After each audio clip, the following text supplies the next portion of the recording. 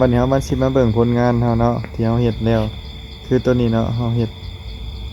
แล้วแล้วก็มันก็แล้วมันสิเป็นนิสัยเนาะอย่ามันดอกมันเฮาแล้วแหละเด้อือวันนี้เฮาแล้วเฮาก็นี่มันผลงานเฮานี่ตัวนี้แหละที่เฮาเฮ็ดมากินนี่วันนี้เฮาก็เอาตัวนี้แหละไปตัดต่อใส่กับวิดีโอนี่เนาะไปตัดต่อใส่กับวิดีโอวันนี้วิดีโอนี่เนาะเฮาสิใส่แคปการ์ดเด้ออันนี้เฮามาสอนกันเลยวิธีตัดต่ออยู่แคปการ์ดแคปการ์ดนี่วันนี้ตัดต่ออยู่แคปการ์ดนี่ก็ไปเข้าหน้านี่เนาะนี่เฮาก็เอาวิดีโอที่เฮาอยากตัดต่อนั้นมาใส่เนาะตัวนี้เป็นช่วงที่1เนาะตัวนี้ช่วงที่1นี่ช่วงที่2กันยาวโพดน่ะกันมันก็ยันแบบมันบ่อยากเอาเข้าอันนี้ก็2นี่เฮาก็ฟังเบิ่งนั่นแหละบัดนี้บัดนี้ฟังเบิ่งนะโมตัสสะภะคะวะโตอะระหะโตสัมมาสัมพุทเราอยากคอยบ่โธกันเสียงเราอยากคอยเป็นเร่งเสียงขึ้นได้ออดิโอออดิโอแล้วก็ไปเพิ่มเสียงอยู่นี่เนาะว่ามันสิเพิ่มขึ้นให้ได้นะโมตัสสะภะคะวะโตนะโมตัสสะนะโมตัสสะภะคะวะโตยั่วนะโมตัสสะนะโมตัสสะภะคะวะโตอะระหะโตสัมมาสัมพุทธัสสะนะนะโมตัสสะภะคะวะโตอะระหะโตสัมมาสัมพุทธัสสะนะโมตัสสะภะคะวะโตอะระหะวันนี้กันสิเว้าแล้วก็เอาเบิดเลยหั่นแหละนี่นะเล่มที่13พระสุตตันตปิฎกเล่มที่วันนี้เฮาย่อเข้าแบบนี้ได้เด้อแล้ววันนี้เฮาเบิ่งว่ามัน2ตอนเนาะ2ตอนนี่ตัวนี้ตัดออกได้เลยตัวทางหลังนี่ตัดออกเอานี่2ตอนนี่ตอนนี้เฮาก็ไปเพิ่มเสียงเติมเด้อกินดีสับก็คือดีสับสร้างปัญหานี่แหละที่เราเองก็ได้สร้างที่อยู่เลยสร้างแหละแต่ว่าเข้าเราหนังนี้แล้วก็พวกนี้เราถามเราเทศนาครับกระทรวงสาธารณสุขคือเสียงเป็นอันนี้การลงทุนในประภาก็เป็นกษัตริย์ในมองฉันก็เป็นกษัตริย์นี้ก็คือประภาเพิ่มเสียงเป็นเศร้าคือเกิดปัญญาพอได้ยินข่าวว่าพระสมณโคดมเสด็จถึงบ้านหรือคงซึ่งโนกษัตริย์เหล่านั้นก็พากันแต่งปัญหาด้วยกันเป็นว่าพวกเขาจะเสด็จวันนี้มาเบิ่งตอนที่1มันสิคือกัน ทรงคือปีแล้วอย่างนี้โดยบ่ต้องใส่อัฏฐาโดยบ่ต้องใส่สัตตาบริษัทเพิ่มขึ้นนะโมตัสสะเฮาสิเอารูปตัวเฮาเฮ็ดนำมาใส่ได้บัดนี้เอาเข้ามานี่เนาะเข้ามานี่กับแปลว่าเฮ็ดให้มันเป็นแบบนี้ก่อนแล้วเฮาจังเพิ่มรูปเนาะนี่บวกเดี๋ยวใส่ตัวบวกก็เอารูปตัวเฮาเฮ็ดนั่นดิมาใส่นี่มาใส่นี่มันก็สิเป็นก่อนหน้ามันก็สิเป็นแบบนี้แนวจังเข้าไปนะโมตัสสะภะคะวะโตอะระหะโตสัมมาสัมพุทธัสสะนะโมตัสสะภะคะวะโตอะระหะคันเฮาสิใส่นะใส่ตัวหนังสือเนาะใส่ตัวหนังสือก็ได้เด้ใส่ตัวหนังสือคือใส่ตัวทั้งทึ่งหั่นเนาะแบบเนาะเดี๋ยวสิเฮ็ดให้เบิ่งแอดตัวหนังสือนั่นนี่เนาะภาษาลาวนี่มันบ่มีอันนั้นเด้อมันสิเอฟเฟกต์มันบ่ได้อะนะสมมุติว่าเฮาไปเอฟเฟกต์มันบ่ได้ภาษาลาวนะมันก็เลยแบบบ่น่าดึงดูดอ่านอันนี้เฮ็ดให้เบิ่งเนาะอ่านประไตไป copy เอาดีกว่าต้อง copy ไว้แล้วเนาะพระไตรปิฎกเล่มที่13โอเคเนี่ยเอาก็สิใส่ตัวเทิงๆทีละ ใส่ไว้ทั้งเทิงเอาก็ลงแถวลงแถวนํลงแถวโอเควันนี้เฮาสิเอาข้อความใดมาเพิ่มเนาะบ่เอาซ้ำนี้ก่อนเนาะเอาข้อความซ้ำนี้ก่อนแล้วเฮาก็มาจัดไว้มันอยู่กลางบ่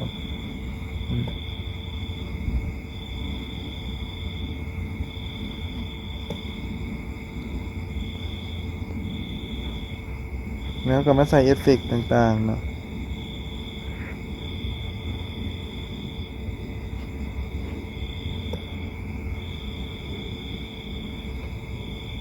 ใส่เอฟเฟกต์ใส่ฟอนต์เอาฟอนต์วันนี้ฟอนต์สไตล์อันนี้ก็เบิ่งไส้เนาะอันนี้เฮ็ดให้ไส้ใหญ่เอาสมมุติว่าเราเอาสีเนาะเลือกสีเลือกสีเลือกแต่หมักเลยโอเคหรือว่าเขาเลือกอยู่นี่ก็ได้เพราะว่ามีให้เลือกอยู่แล้วมีให้เลือกอยู่มันมีให้เลือกแบบนี้เขาก็เลือกเอาเลยเนาะเอาเลือกธรรมดาแล้วก็มาจัดทรงให้มันอยู่กลางโอเคอยู่กลางแล้วเขาสิใส่เอฟเฟกต์ตัวใดบัดนี้แล้วเขาก็ดึงมาเนาะสมมุติว่าเขาอยากให้ตัวหนังสือนี่โซ่จนฮอดสุดเลยน่ะเขาก็ใส่ได้ นะโมตัสสะ เขาก็ลากตัวนี้ไปมันจำลากไปมันจนจำพุ่นแหละจนคุ้งเบิดเลยเบิดตอนเลยมันนี่ก็เอาเพราะว่ามันสิโซ่ไปเลยเนาะตัวนี้มันสิโซ่ไปเลยวันนี้เขาก็ไปเลือกเอฟเฟกต์เด้อเลือกเอฟเฟกต์ใส่แอนิเมชันอีหยังก็ใส่ไป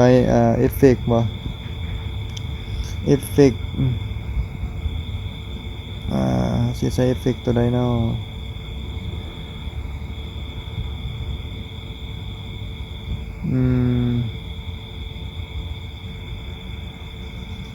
มันสีหลิ่นตลอดบ่เอฟเฟกต์ สัมมาสัมพุทธัสสะ สมมุติว่า สัมมาสัมพุทธัสสะ ตลอดเนาะ สัมมาสัมพุทธัสสะนะโมตัสสะภะคะวะโตอะระหะโตสัมมาสัมพุทธัสสะขอน้อม เดี๋ยวลอง เสด็จไปถึงนครนิคมด้วยพระราชกรณียะก็คือกิจบาง เลือกคออยู่ เสด็จไปถึงนครนิคมด้วยพระราชกรณียะก็คือกิจบางอย่างอะไรเสด็จไปถึงนครนิคมด้วยพระราชกรณียะก็คือกิจบางอย่างอะไร วันนี้เขาก็เอาสมมุติอยากเพิ่มเนาะเพิ่มเขาก็เพิ่มเข้าไป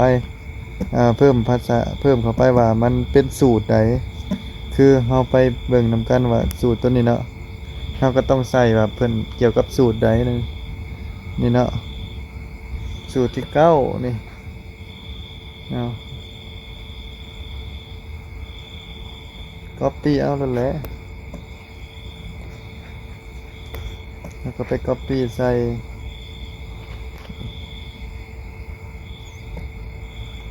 โอเคสูตรที่9บัดนี้เราก็ไปเลือกฟอนต์เนาะเอา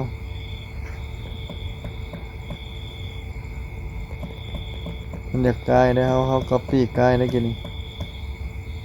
ลบนี่นะลบโอเควันนี้เขาได้แบบนี้แล้วเขาลงแถวเนาะให้มันคือให้มันงามให้มันแบบว่าบนตัวน้อยกันเขาลงแถวมันก็สิเป็นตัวใหญ่ได้แล้วเขาก็ใช้เลือกฟอนต์เนาะนี่มันมีฟอนต์ มันมีฟอนต์ไทยอยู่นี่อันนี้ตัวว่าสระบุรีบ่หรือว่าตัวอักษรหนาบ่นั่นหรือว่านี่เป็นโอเคเอาฟอนต์นี้เนาะแล้ววันนี้เขาก็มาเลือกเขาอยากได้ตัวอักษรแบบใดเอาแบบสีนี้บ่สีนี้ก็ได้สีนี้เนาะแล้วเขาก็เลือกใส่โอเคถ้าสำนี้ก็ได้แล้วก็เขาก็จัดให้อยู่บนกลางนะ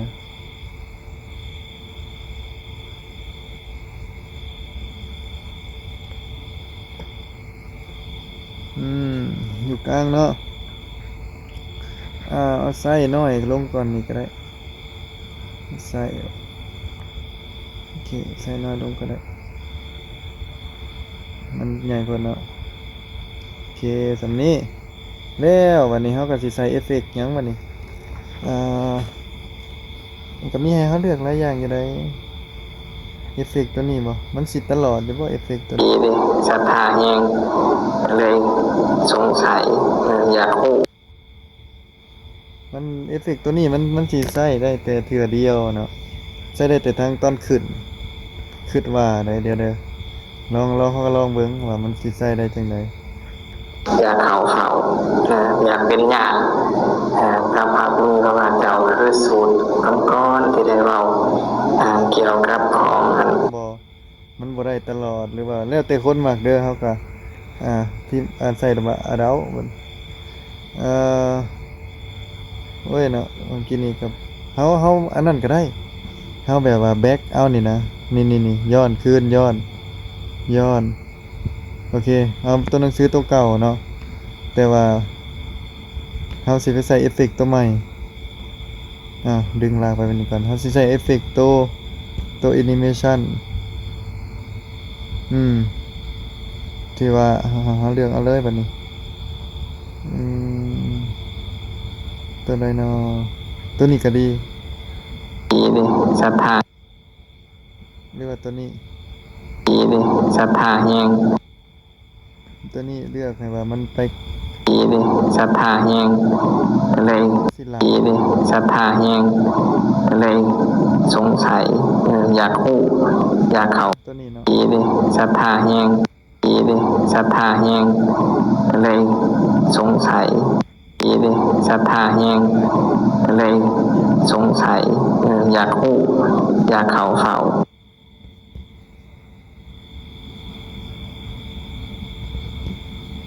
มันมีให้เฮาเลือกหลาย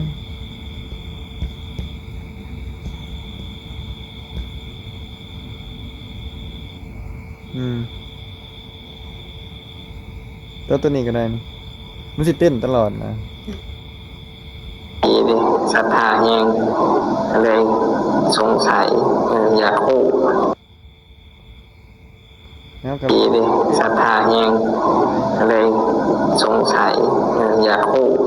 อยากเขา คือว่าได้เฮาก็มาลองเบิ่งได้บัดนี้ให้มันโซ่ตำหลังเนาะให้มันโซ่ตำหลังอ่านแบบนี่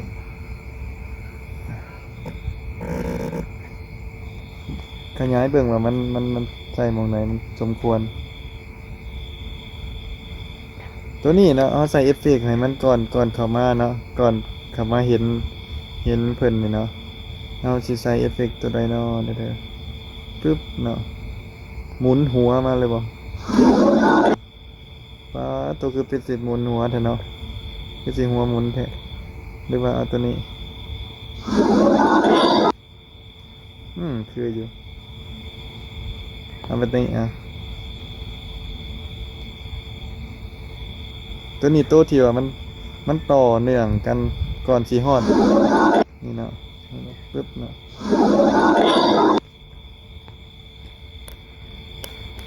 นี่ที่เห็นภาพลองเล่นเบิ่ง นี่ นะโมตัสสะภะคะวะโตอะระหะโตสัมมาสัมพุทธัสสะนะโมตัสสะภะคะวะโต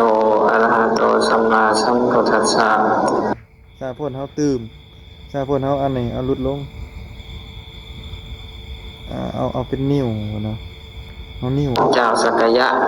มีชื่อว่ามีทะลุปะในแขนสักกะ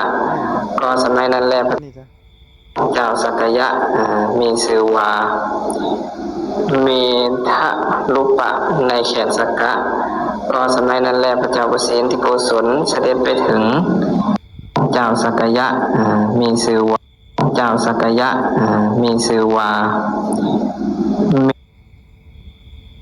เอฟเฟกต์ตัวนี้คือมันคือบอันนั้นซะ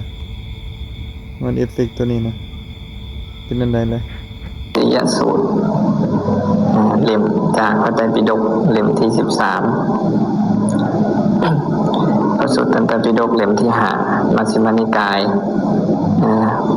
มัชฌิมปนาธรรมเจติยสูตรตัวนี้มันคือมีหลายเอฟเฟกต์แท้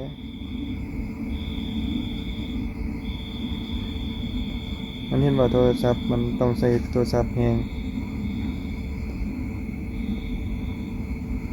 ไปรีดเอฟเฟกต์ตัวใดบางหนึ่งเอาออกเนาะตัวนี้ตัวนี้หมดใส่เราใส่ล็อบมันลองเบิ่งมันนี่ทีนี้มันจากมวนซัว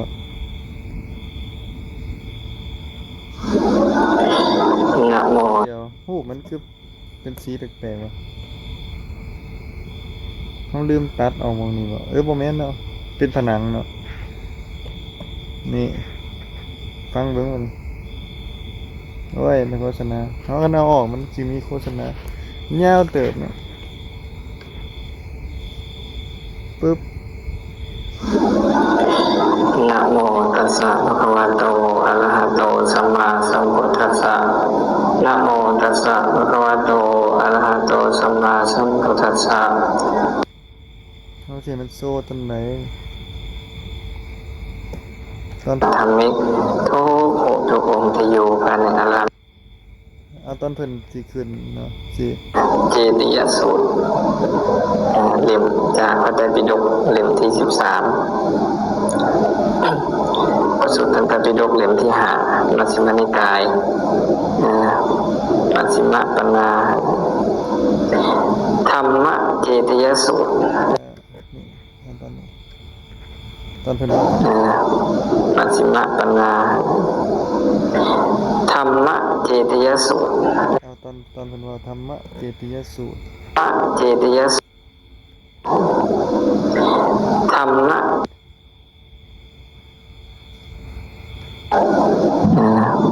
มัชฌิมปนามัชฌิมานิกายมัชฌิมปนาธรรมะตอนนี้วาธรรมเจติยสูตรว่าด้วยธรรมเจดีธรร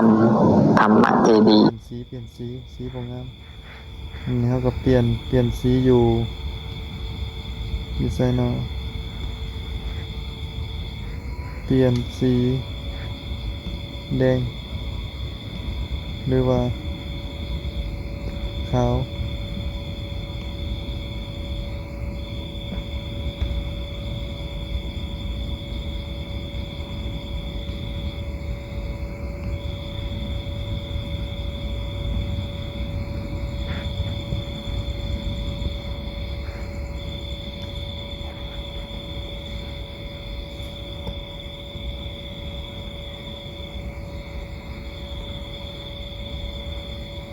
โทรศัพท์ซ่า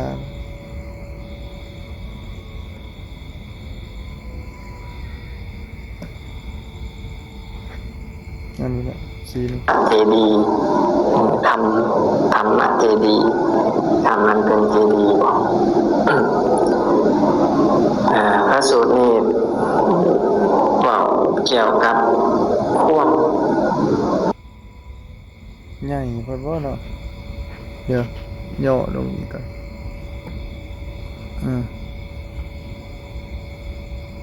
อยู่กลางโอเค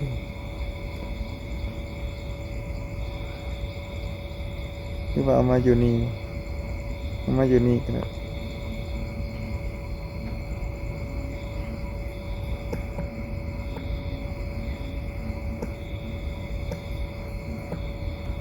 ลองเอามาอยู่นี่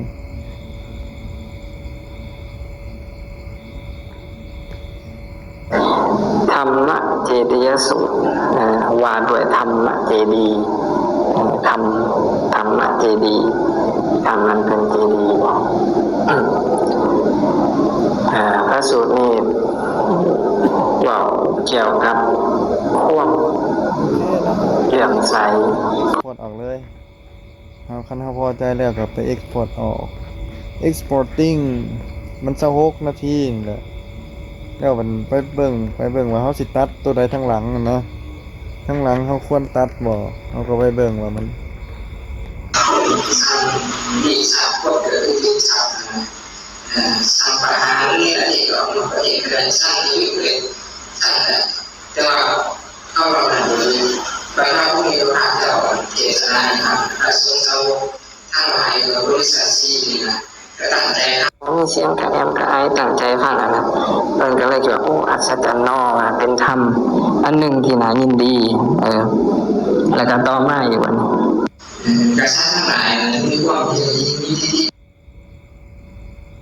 เสียงมันจะเป็นจังไดเอ้าจังไดไปโอเคเนาะถือว่าการแนะนำการอันนี้ก็ได้สำนี้เด้อก็ถือว่าเฮาก็ไป export เอานี่ export เนี่ยนี่กดใส่ตัวนี้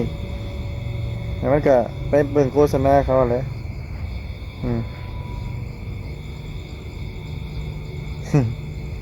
นี่ก็ต้องเบิ่งโฆษณาเพราะว่ามันเป็นมันเวอร์ชันหรือเฮาบ่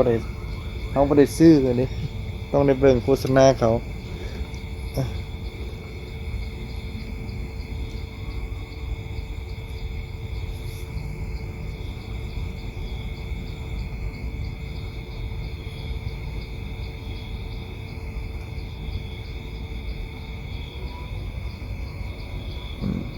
มันก็เล่นแบบนี้แหละแล้วก็กดโฆษณาออก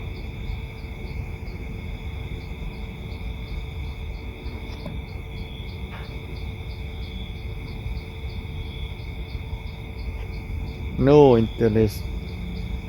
นี่แล้วมันก็สิเป็น exporting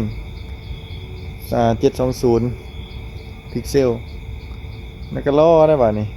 กันเครื่องซ่าแห้งแบบบ่ได้แห้งนานนี่อันนี้เครื่องไว้ได้นี่เครื่องไว้เติบได้โน้ต9 Samsung Note 9คันก็ยังซ้ำนี่เนาะคันว่ามันแล่นซ้ำนี่นี่สิประมาณเพื่อสิฮอด100เนาะ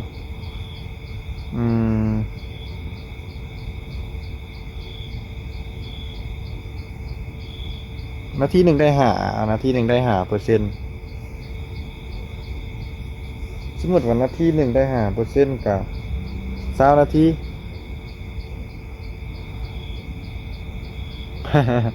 20นาทีประมาณนั่นแหละมันออกไปมันก็สิเป็นวิดีโอเลยอันนี้ก็ขอบอกให้ความรู้สำนี้เด้อมัน